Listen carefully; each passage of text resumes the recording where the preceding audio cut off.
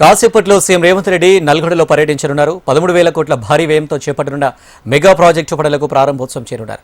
ఉమ్మడి నల్గొండ, సూర్యాపేట జిల్లాలకు ప్రాధాన్యతనిస్తూ 1,649 కోట్లతో పనులు చేపట్టనున్నారు. కనగల్ వ్యవసాయ మార్కెట్ యార్డు దగ్గర ఏర్పాటు చేసిన పైలాన్ను సీఎం ఆవిష్కరిస్తారు.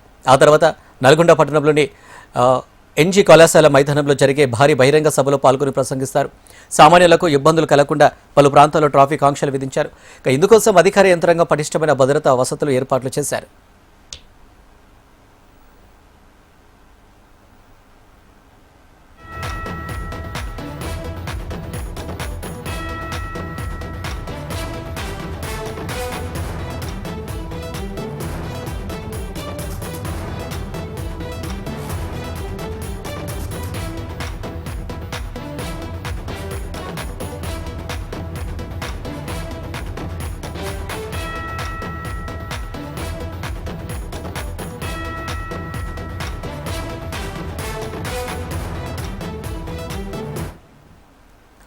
కాసేపట్లో సీఎం రేవంత్ రెడ్డి నల్గొండలో పర్యటించనున్నారు. 13,000 కోట్ల భారీ వ్యయంతో చేపట్టనున్న మెగా ప్రాజెక్టు పనులకు ప్రారంభోత్సవం చేయనున్నారు.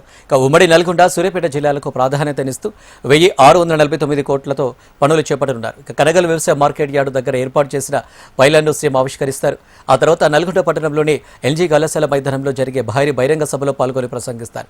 సామాన్యులకు ఇబ్బందులు కలగకుండా పలు ప్రాంతాల్లో ట్రాఫిక్ ఆంక్షలు విధించారు. ఇందుకోసం అధికార యంత్రాంగం పటిష్టమైన భద్రతా వసతులు ఏర్పాటు చేశారు.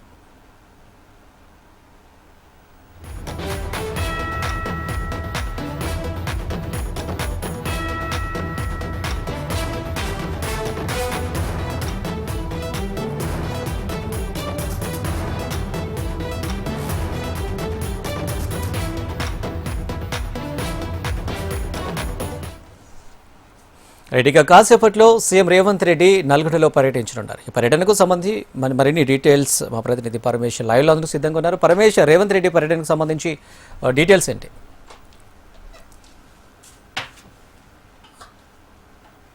నల్గొండ జిల్లాకు రానున్నారు. దీనికి సంబంధించినటువంటి ఏర్పాట్లు కూడా చేశారు. ఇప్పటికే రేవంత్ రెడ్డి సభకు సంబంధించినటువంటి భారీ ఏర్పాట్లు చేశారు.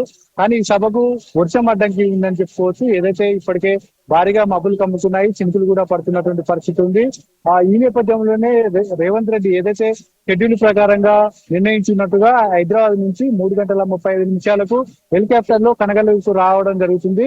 అయితే ఈ షెడ్యూల్ ప్రకారం వర్షం ఉన్నటువంటి కారణంలో హెలికాప్టర్ ద్వారా వస్తారా లేకుంటే రోడ్డు మార్గంగా వస్తారా అనేది అయితే ఇప్పటికీ సస్పెన్స్ అయితే కొనసాగుతుంది. ఏదైతే వర్షం అయితే భారీగా పడేటటువంటి అవకాశం కూడా కనిపిస్తుంది. ఇప్పటికే భారీగా మబ్బులు కమ్ముకొని వర్షం కూడా పడుతున్నటువంటి పరిస్థితి మనం ఒకసారి విజువల్స్ చూడొచ్చు. ప్రస్తుతం మనం సభా ప్రాంగణం మధ్య ఉన్నాము.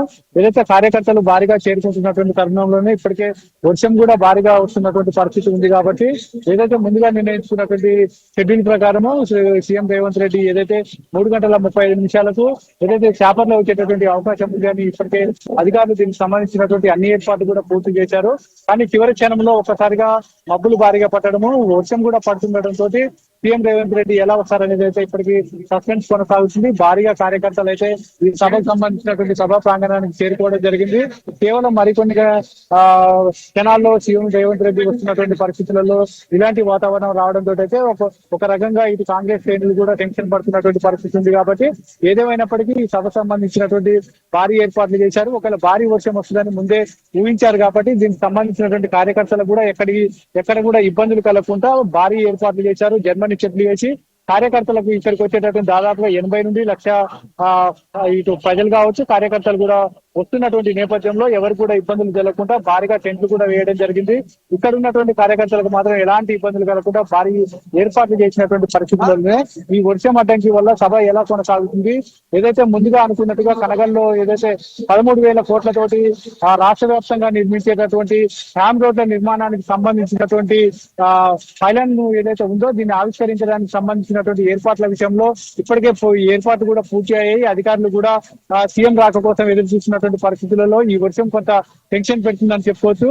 దీనికి సంబంధించినటువంటి పైలాన్ ఆవిష్కరించిన తర్వాతకి ఏదైతే రేవంత్ రెడ్డి నల్గొండ పట్టణంలోని ఎన్జీ కాలేజీకి ఏదైతే ప్రాంగణంలో ఏర్పాటు చేసినటువంటి ఈ భారీ బహిరంగ సభలో అయితే పాల్గొన్న అనంతరం ఏదైతే నల్గొండ నగరానికి సంబంధించినటువంటి మొదటి ఫేజ్ లో తాగునీటికి సంబంధించినటువంటి 83 కోట్లతోటి ఏదైతే నీటి సరఫరా చేయడానికి సంబంధించినటువంటి శంకుస్థాపన చేయనున్నారు. అనంతరం భారీ బహిరంగ సభల్లో ప్రజలను ఉద్దేశించి రాష్ట్ర వ్యాప్తంగా ఏదైతే తెలంగాణ రాష్ట్రం వచ్చిన తర్వాతకి ఈ రోడ్లకు సంబంధించినటువంటి ఏదైతే నిర్మాణాలు ఉన్నాయో అవి మొత్తం ఎక్కడెక్కడ ఆగిపోయినాయి కాబట్టి వారికి సంబంధించినటువంటి దాదాపుగా ఎక్కువ మొత్తంలో కూడా నిర్మిస్తున్నటువంటి క్రమంలో మొత్తం కూడా రాష్ట్ర వ్యాప్తంగా నిర్మించినటువంటి రోడ్ల పైనాలకు సంబంధించినటువంటి ఇక్కడే శంకుస్థాపన చేయనున్నారు. కేవలం ఈ సభ ఒక నల్గొండ జిల్లాకు మాత్రమే కాకుండా రాష్ట్ర వ్యాప్తంగా జరిగేటటువంటి అభివృద్ధికి నాంది కాబట్టి దీన్ని ఇటు గవర్నమెంట్ ఇటు కాంగ్రెస్ పార్టీ కూడా ప్రతిష్టాత్మకంగా తీసుకొని పెద్ద ఎత్తున నిర్వహిస్తుంది. దీనికి సంబంధించినటువంటి ఎక్కడ కూడా ఎలాంటి ఆటంకాలు జరగకుండా పూర్తి స్థాయిలో ఏర్పాటు చేశారు. ఇప్పటికే దీనికి సంబంధించినటువంటి మన విజువల్స్ లో చూడొచ్చు.